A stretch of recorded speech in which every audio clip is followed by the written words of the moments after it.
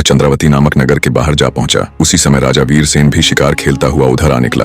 राजकुमार उस समय भी वहीं विरह भरे शब्द सुनकर राजा वीरसेन उसके पास बातें बुदबुदा हुए विलाप कर रहा था। उसके आया और उसकी दुर्दशा देखकर पूछने लगा, तुम पर ऐसी क्या विपत्ति आ पड़ी है जो तुम इतने व्याकुल हो रहे हो? राजकुमार बोला, मुझसे मेरा हाल ना पूछो, मेरे प्राण निकलने वाले हैं। मुझे तो बस अब हर जगह वही वो नजर आती है। राजकुमार की बात सुनकर राजा ने जान लिया कि यह युवक किसी स्त्री का आशिक हो गया है। वह राजकुमार को धीरज बंधाकर बोला, मित्र, अपने हृदय की सारी व्यथा मुझसे कहो, मैं तुम्हारे मन की इच्छा पूरी करने की कोशिश करूंगा। राजा वीरसेन की बातें सुनकर राजकुमार ने राजा को अपने विषय में सब कुछ बता दिया। सारी बात सुन राजा वीरसेन बोला, घबराओ नहीं मित्र, मैं तुम्हारा समाधान अवश्य करूंगा, और उसे अपने साथ राजमहल ले गया। कहानी में आगे बढ़ने से पहले आप सबको राजा वीरसेन के बारे में बताता चलूं। राजा वीरसेन चंद्रावती नगर के बहुत ही दयालु और प्रतापी राजा थे। वे गुरु गोरखनाथ के शिष्य थे। राजकुमारी सत्यभामा के प्यार में पागल राजकुमार को राजा वीरसेन अपने राज्य महल ले गया। राजा वीरसेन ने एक समय में गोरखनाथ की बड़ी सेवा की थी। राजा की सेवा से प्रसन्न हो गुरु गोरखनाथ ने उन्हें एक बोलने वाला हीरामन नाम का तोता दिया था।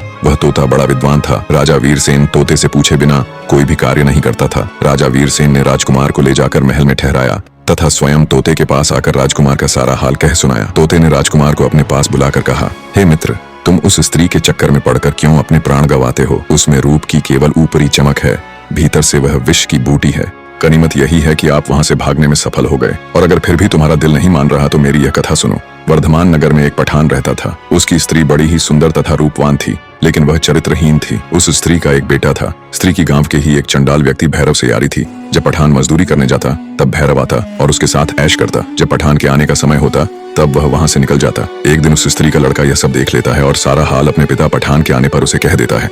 पठान को जब यह बात मालूम हुई तो वह जल उठा।